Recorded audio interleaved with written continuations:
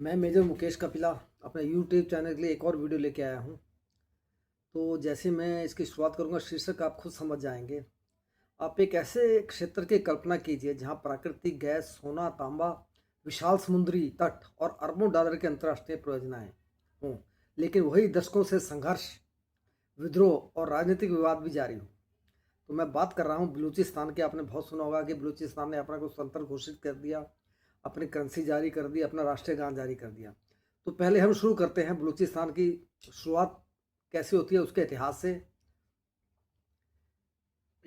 क्या उसका इतिहास रहा है, बलूचिस्तान कहाँ है, उसके आसपास कौन से देश हैं, कितना क्षेत्रफल है उसका, सब विषय में बातें करेंगे। क्या उसका सबसे इम्पोर्टेंट बात है कि क्या उसका जो विलय हुआ था पाकिस्तान में, क्या स्वेच्छा के आधार पर हुआ था या दबाव में हुआ था? इसमें बार बार विद्रोह क्यों होते हैं और इसमें भारत की क्या भूमिका हो सकती है? ये मेरे निजी विचार में सबसे लास्ट में दूंगा कि भारत इसमें क्या भूमिका अदा कर सकता है। तो इन सवालों के जवाब तथ्य और इतिहास के सभी पक्षों के साथ हम समझेंगे। बलूचिस्तान पहली बात कहाँ है? ये एक छोटा इलाका नहीं है, पूरे पाकिस्तान का लगभग आधा आधा कहे तो 44% जो है पाकिस्तान का हिस्सा जो है बलूचिस्तान है। इसका 3 देशों से ऐतिहासिक क्षेत्र रहा है। अगर बलूचिस्तान की बात करें तो पाकिस्तान, ईरान और अफगान में बलोच समुदाय रहता है।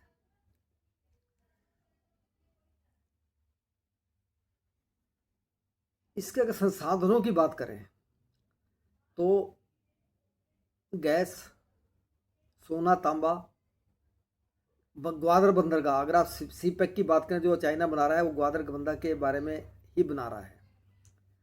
तो ये इसकी जो है प्राकृतिक रूपरेखा है। बलूच है कौन? बलूच एक जातीय समुदाय है जिसकी अपनी भाषा, संस्कृति और कबायली परंपरा है। कबायली परंपरा अगर आपने देखा होगा, कुछ पिक्चरें भी हमारी कबायली परंपराओं पे बनी हैं, तो उसमें काफ़ी आपने देखा होगा कि अपनी कुछ उनकी परंपराएं रहती हैं। इसे मुख्य जनजातियां जो हैं बुगती, मरी, मेंगल और रिंद हैं। इसकी सामाजिक संरचना लंबे समय तक कबायली नेतृत्व पर आधारित रही। इनके कबीले ने इन पर राज किया है लंबे समय तक। अंग्रेजों के आने से पहले इतिहास में बलूचिस्तान पूरी तरह किसी साम्राज्य के अधीन नहीं रहा है। अंग्रेज जब तक अंग्रेज नहीं आए तब ये कबीले ही इसमें राज करते थे। ब्रिटिश काल की अगर बात करें तो ब्रिटिश काल में 2 भागों में बलूचिस्तान बंटा हुआ था। एक ब्रिटिश बलूचिस्तान था, एक कलात रियायत थी।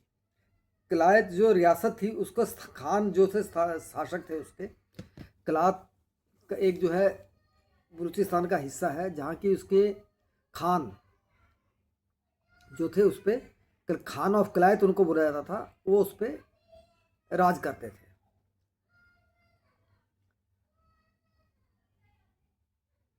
1947 जब विभाजन हुआ तो कलायत और खान ने इनका अपना विलय नहीं किया। ये जो विलय हुआ दबाव में हुआ, कैसे हुआ, लेकिन कहा जाता है कि 11 अगस्त 1947 को इन्होंने अपने आप को स्वतंत्र घोषित किया। उसने पाकिस्तान से बात शुरू की, फिर मार्च ताले की घटना तेजी से बदली। पाकिस्तान का जो पक्ष है, पाकिस्तान का कहना है कि खान और कलायत ने स्वेच्छा से बिला पत्र पर हस्ताक्षर किए, लेकिन बलोच राष्ट्रवादी पक्ष जो उनका कहना है कि सैन्य और राजनीतिक दबाव के कारण हस्ताक्षर कराए गए। यहीं से जो है विवाद शुरू होता है कि स्वेच्छा से विलय हुआ या जबरदस्ती हुआ, यहीं से सारा विवाद शुरू होता है। इसके विद्रोह का इतिहास जो 1947 से ही शुरू हो गया, जब खान ऑफ कलायत के छोटे भाई प्रिंस अब्दुल करीम का विद्रोह उन्होंने किया। और कब का विद्रोह हुए? पहला विद्रोह 1948 में, दूसरा विद्रोह 1958 में, फिर उस टाइम खान ऑफ कलायत की गिरफ्तारी भी हुई। फिर उसके बाद 1962 से लेकर 1969 तक गुरिल्ला संघर्ष चला। 1973 से 1977 तक सबसे बड़ा सैन्य अभियान, जिसमें कि पाकिस्तान ने हजारों सैनिक अपने वहाँ पे तैनात हुए। 2003 से लेके जो अभी तक वहाँ विद्रोह चल रहा है। विद्रोह का मुख्य कारण क्या है, लोग नाराज क्यों हैं? आइए अब इस विषय पे जाते हैं। जो उसके संसाधन हैं, लोगों का कहना है कि उसका पूरा दोहन जो है पाकिस्तान करता है और उसके इलाके में कोई भी डेवलपमेंट नहीं की जाती, जबकि सबसे रिच इलाका वो मानता है। इसमें कोई शक की बात नहीं है कि वो सबसे रिच इलाका है, लेकिन वहाँ अगर लोगों के हालात पे नज़र डाली जाए तो इतने अच्छे नहीं हैं। सारा जो है पैसा जो है, कहा जाता है कि पाकिस्तान का पूरा पंजाब प्रांत की डेवलपमेंट के लिए ही किया जाता है, और वहीं पर सारे जो रिचेस्ट उनका लोग हैं वहीं रहते हैं, और वहीं से उनके आर्मी के भी मैक्सिमम जनरल तैयार होते हैं, और वही पाकिस्तान पे राज करते हैं। वो एक इग्नोर करते हैं उस इलाके को, लेकिन उसके संसाधनों का पूरा दोहन करते हैं। और बड़ी परियोजनाएं अगर वहाँ चलती है तो वहाँ पे रोजगार भी उन लोगों को बहुत कम दिया जाता है, ये उनका मुख्य कहना है। और कुछ मानव अधिकार संस्थानों पे उन्होंने कंप्लेंट भी किया कि उनके कुछ लोगों को डिसअपीयरेंस हुई है, वो पाकिस्तान ने मरवा दिए या गायब कर दिया, जेलों में डाल दिए, उनका कुछ अता पता नहीं है। उसके लिए एक संस्था भी काम करती है जो कि उनको ढूंढने की कोशिश करती है। अभी बात की जाए इसमें प्रमुख संगठन कौन कौन से हैं जो कि इनकी संघर्ष में शामिल हैं। जो BLA से प्रमुख संगठन है, BLA बलूच लिबरेशन आर्मी जिसको कहा जाता है, वो बहुत सक्रिय है। जब आपने पीछे सुना होगा तो पाकिस्तान की आर्मी को उन्होंने काफ़ी अटैक किया, और वही क्लेम करते हैं कि हमने 85% जो है कब्जा कर चुके हैं।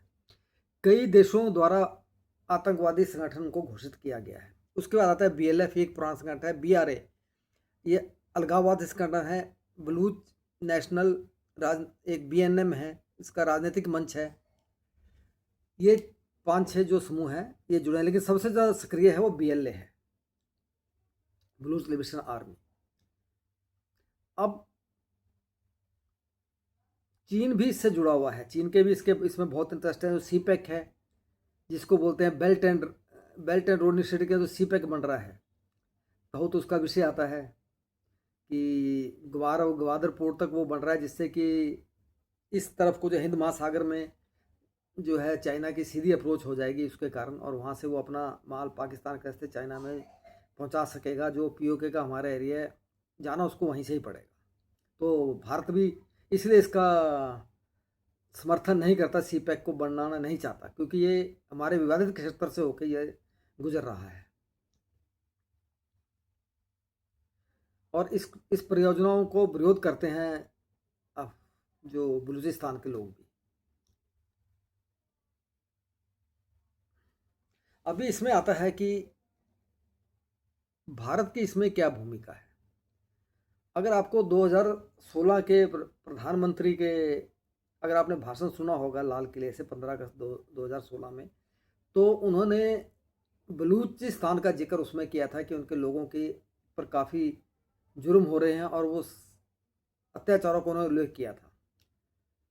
तो उस टाइम ये काफ़ी आवाज़ उठी थी बलूचिस्तान से भी कि भारत समर्थन करता है या नहीं करता। लेकिन भारत की जो अगर पॉलिटिकल कंपल्सन बोली जाए तो भारत ऐसे किसी भी समूह का समर्थन नहीं करता जो कि किसी देश की राष्ट्रीय अखंडता को खतरा हो। वर्तमान में क्या स्थिति है, जो हाल के वर्षों में स्थिति है क्या है। सुरक्षा बलों पर बहुत हमले हुए हैं, 85 कब्जा कर लिया है। रेलवे पर हमले हुए, रेलवे की पूरी ट्रेन ही कैप्चर कर ली उन्होंने। चीनी की परियोजनाओं पे हमले हैं। सैन्य अभियान वो अपना चलाते हैं। राजनीतिक दबाव जो है वो जारी करने की कोशिश करते हैं।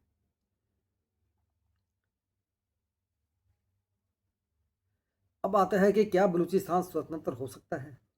पहली बात, यदि हाँ, संवैधानिक रूप से हाँ, यदि तो जन समर्थन, अंतर्राष्ट्रीय मान्यता, राजनीतिक परिस्थितियां, संयुक्त राष्ट्र की भूमिका सभी अनुकूल हो तभी ये स्वतंत्र हो सकता है। व्यवहारिक रूप से वर्तमान परिस्थितियों में यह अत्यंत कठिन माना जाता है, क्योंकि पाकिस्तान इसका कड़ा विरोध करता है और किसी प्रमुख देश ने स्वतंत्र बलूचिस्तान को मान्यता अभी तक नहीं दी है। अब हम निष्कर्ष पे आएंगे, उसके बाद अपना निजी विचार करूंगा कि हमें क्या करना चाहिए, क्या नहीं करना चाहिए। बलूचिस्तान का प्रश्न केवल सीमाओं का नहीं है, बल्कि इतिहास, पहचान, संसाधनों, मानवाधिकार, सुरक्षा और भू राजनीति का जटिल मिश्रण है। पाकिस्तान इसे अंतर्राष्ट्रीय एकता और सुरक्षा का विषय मानता है, जबकि कई बलूच राष्ट्रवादी इसे आत्मनिर्णय के अधिकार का संघर्ष बताते हैं। इसलिए इस विषय को समझने के लिए सभी पक्षों के दावे, विषय सूत्रों का अध्ययन करना जरूरी है। अभी अगर मेरी बात निजी विचार जानना चाहें तो भारत को इसका समर्थन करना चाहिए। समर्थन अंतर्राष्ट्रीय मंच पर करना चाहिए। किस तरह, जिस तरह पाकिस्तान हमारे कश्मीर के बारे में करता है, कई बार वो संगोष्ठी करता है, कई जगह वो डिबेट्स करता है। यहाँ के इंडिया के लोग भी जाते हैं कई बार डिबेट में, चाहे वो किसी दूसरे देश में करता हो। तो ऐसे हमें भी जो बलूच नेता या बलूच लोग बाहर रह रहे हैं, बलूचिस्तान से बाहर रह रहे हैं, उनको बुलाना चाहिए, एक संगोष्ठी करनी चाहिए और उनकी राय जाननी चाहिए कि उनकी राय क्या है।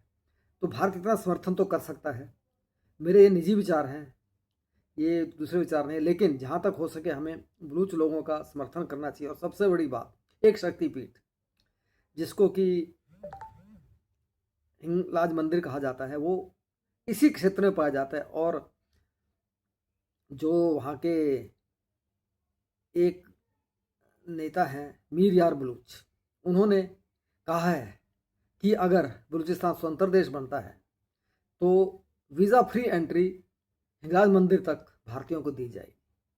तो ये भी एक बहुत अच्छा संदेश है उनका। हम चाहते हैं कि या तो उनको संसाधनों का पूरा उपयोग करने का मौका दिया जाए, उनका अपना एक स्वतंत्र संगठन हो ये, और या फिर एक आज़ाद देश बलूचिस्तान होना चाहिए। धन्यवाद।